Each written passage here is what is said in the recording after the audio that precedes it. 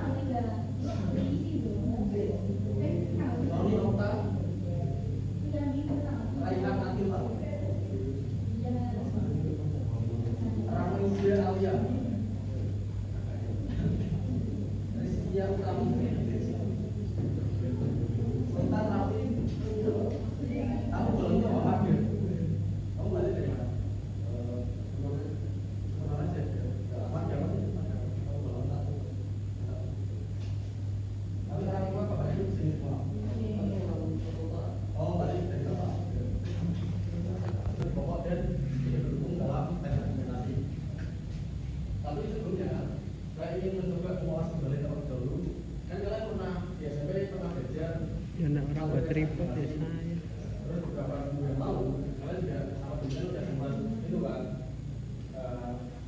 tes administrasi juga.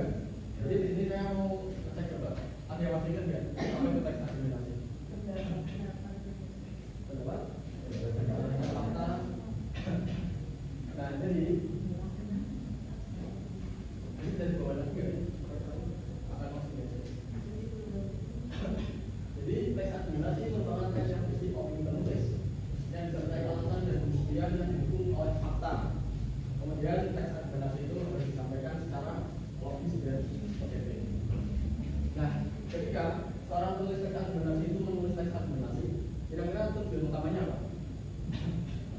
Misal saya nih, saya mau menulis tes administrasi, tujuan saya menulis itu buat apa? Kira-kira? Menulis mengenai suatu isu atau topik tertentu. Kalau di bab saat ini kan topik administrasinya apa? Lokal ya. Terus yang kedua yaitu mengenai pemikiran atau tindakan melakukan pembaca. Yang ketiga mengenai sifat pembaca dengan menyajikan teks administrasi yang diinginkan. Dan yang terakhir yaitu memberikan kebenaran secara logis. Nah, yang tujuan itu kan selalu ada syarat-syarat atau kriteria ada tujuan itu bisa tercapai kan. Misal kalian mau masuk mana universitas favorit yang mau ada orang mungkin ya itu mah ya mungkin itu lah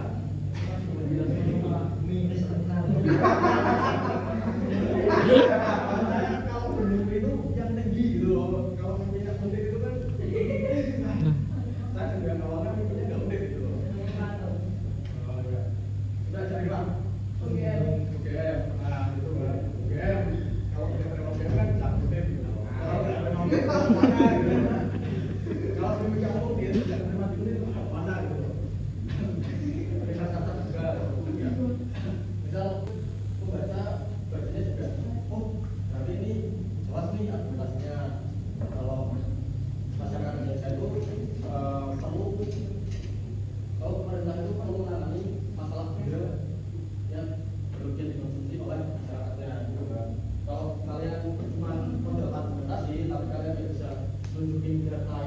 gitu ya apa membaca masih kayak bacanya juga apaan sih itu lawan gerak argumentasi kalian itu bohong gitu nggak ada bukti yang nyata.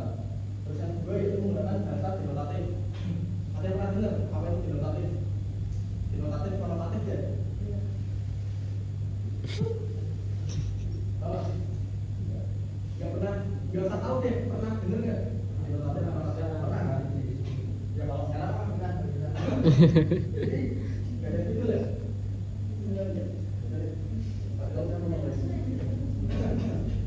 Jadi denotatif itu bahasa yang memiliki makna sesungguhnya. Nah lawannya denotatif itu ada konotatif. Dari punya kata-kata, kalian boleh kalau terang-terangan bilang kalau itu berbeda tanpa kata yang pasti. Oh, ada yang mau ditanya dulu nggak? Nggak ada ya. Nah sekarang kita masuk ke materi ini. Jadi kan kata pendidikan untuk kelas ini itu udah sampai ide pokok dan ide pendukung dalam paragraf. Jadi ide pokok adalah ide yang mendasari susunan sebuah paragraf dalam pembacaan. Ide pokok itu biasanya disampaikan dalam kalimat utama atau kalimat yang menjadi inti dari sebuah paragraf. Meskipun namanya kalimat utama, tapi tidak selamanya kalimat utama itu berada di awal paragraf. Bisa jadi berada di tengah paragraf atau bahkan di akhir paragraf sesuai tujuan dari penulis. Nah untuk ide pendukung itu berbeda jelas dari ide pokok. Ide pendukung biasanya menjabarkan dengan detail apa yang harus disampaikan oleh ide pokok. Dalam satu paragraf itu biasanya terdapat hanya satu ide pokok. Biasanya 2, 10 tahun setelah 8 itu kan.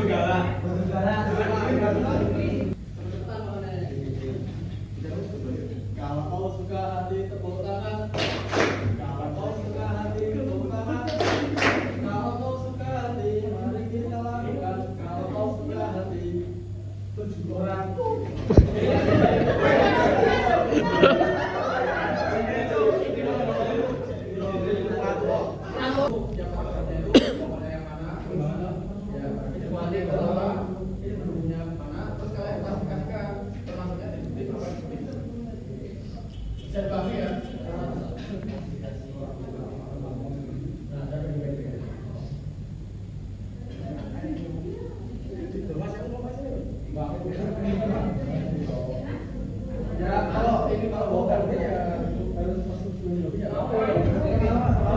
Ya semangat ada tak habis.